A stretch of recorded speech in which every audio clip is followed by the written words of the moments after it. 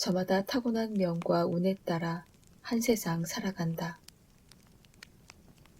명이란 유전적 소양을 말하니 그 사람만의 개성이고, 운이란 정확하게 사계절 같아서 60년에 걸쳐 15년씩 계절을 거쳐간다. 다만 운이 일률적으로 봄에서 시작하지 않는다. 어떤 이는 가을에 시작해서 겨울, 봄, 여름을 보내고, 어떤 이는 여름에 시작해서 가을, 겨울, 봄을 거친다. 저마다 태어날 때 맞이하는 계절이 다르다는 말이다. 어떤 이가 운세의 초봄에 태어났다고 해보자. 그는 꽃샘 추위를 견디면서 힘겨운 성장기를 보내야만 할 것이다. 그러면서 강해지고 튼튼해지기에 인생 중년에 크게 성공하기도 한다. 40, 50대에 이르러 성공하는 사람들이 바로 이런 사람들이다.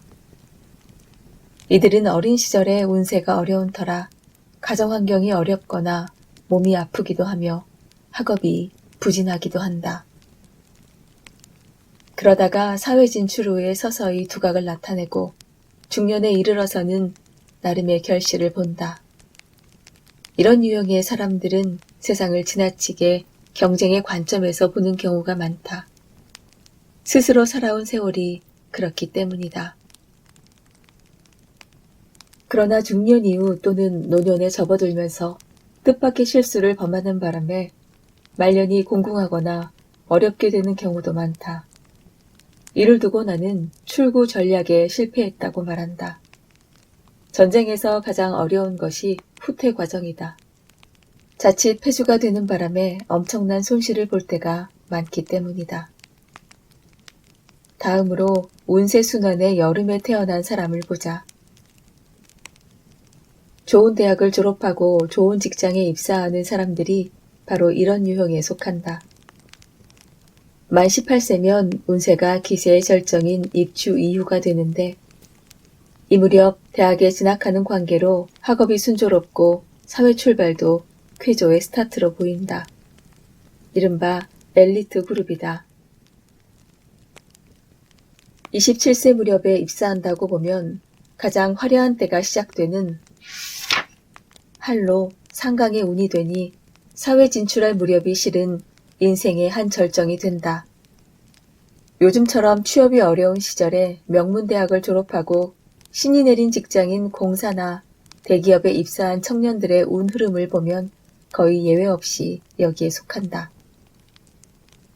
이런 사람들은 대부분 35세 무렵부터 뭔가 모르게 삶의 권태를 느끼면서 서서히 뒤처지게 된다. 능력 부족이 아니라 재미를 느끼지 못하기 때문이다. 그러다가 40대 중반 무렵 운세의 바닥인 입춘을 맞이하게 되어 몰락하는 경우가 허다하다. 하지만 시리의 중년 세월을 보내면서 절차부심한 결과 다시 힘차게 일어나서 노년 들어 원만한 삶을 살거나 때론 크게 성공하는 경우도 많다. 중년의 한때 힘든 시절을 보냈으나 1988년부터 KBS의 전국 노래자랑 진행을 맡으면서 크게 성공한 고 송혜 선생이 이런 경우이다. 그럼 운세순환상 가을에 태어난 사람은 어떤가? 흔히 유복한 환경에서 태어나는 경우가 많다. 태어난 때가 바로 운명의 가을, 즉 가장 화려한 시기인 까닭에 또래 아이들보다 성취가 빠르고 뛰어나다. 하지만 정작 사회에 진출한 뒤에는 주변 사람들이 이해할 수 없을 정도로 부진을 겪거나 무능력해지는 바람에 잊히는 경우가 많다. 가령 고등학교 때까지 뛰어난 재능을 보여주던 야구 유망주가 프로에 진출하면서 부진에 빠졌다가 소리 없이 사라지는 경우가 그것이다. 이런 유형의 사람들은 나이 30세 무렵이 운명의 입춘 바닥이기 때문이다. 그 바람에 진로를 바꾸어 어려운 세월을 보내다가 중년 이후에 성공하는 경우가 많다.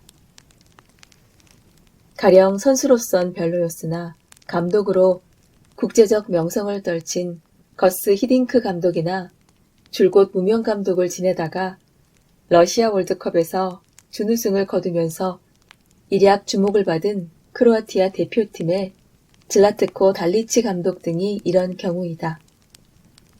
끝으로 운명의 겨울에 태어난 사람을 보자.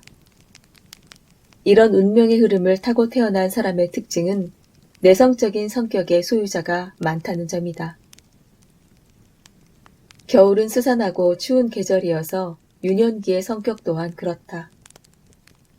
이런 유형의 사람들은 10대에서 20대 초반에 걸쳐 대단히 힘든 시련기를 보낸다. 그때가 운명의 봄에 해당하기 때문이다. 부모의 이혼이라든가 갑자기 가세가 기우는 등으로 어려워진다. 하지만 30대를 거치면서 서서히 발전해 간다. 성실한 노력으로 자신의 인생을 개척해 간다. 이에 40대 이후엔 확고한 기반을 갖추게 되고 50대 후반이면 삶의 최전성기를 맞이한다. 하지만 영원한 것은 없는 법이어서 60, 70대에 들어 몰락하기도 하고 때론 자식들의 재산 분배 분쟁으로 생각하지도 않았던 고초를 겪기도 한다. 운명의 어떤 계절에 태어났느냐에 따라 나타나는 기본적인 유형도 조금씩 달라진다. 그러나 운이 다했다고 해서 일률적으로 몰락하는 것은 아니다. 다른 사람들 눈에 평생 잘 나가는 사람처럼 보이는 사람도 없지가 않은데 그런 사람들은 운은 바닥이어도 자기 관리를 잘하는 사람이라 하겠다.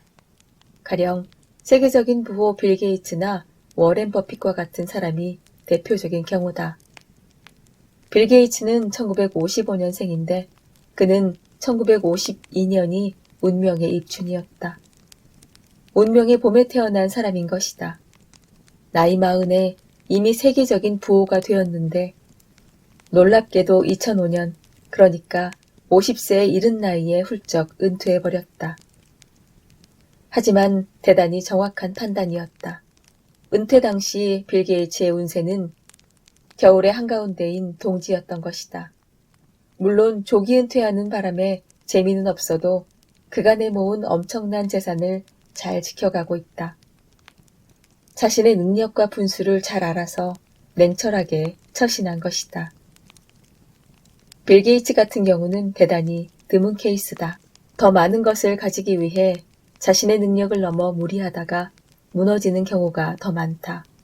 오히려 이게 일반적이다. 운은 이처럼 누구에게나 공평하다. 60년 이상을 살아가노라면 누구나 운의 사계절을 겪기 마련이다. 다만 명의 차이, 달리 말하면 타고난 소질과 능력의 차이는 엄연히 존재한다. 명은 공평하지가 않다는 말이다.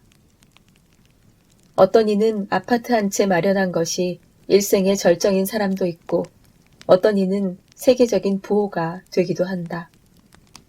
하지만 아파트 한 채일지언정 아니 그보다 못하다 해도 만족하면서 세월을 누리면 될 일이다. 굳이 특별한 부자가 되어보겠다고 무리했다가 나중에 땅을 치며 후회하는 것보다 100번 나은 일이다.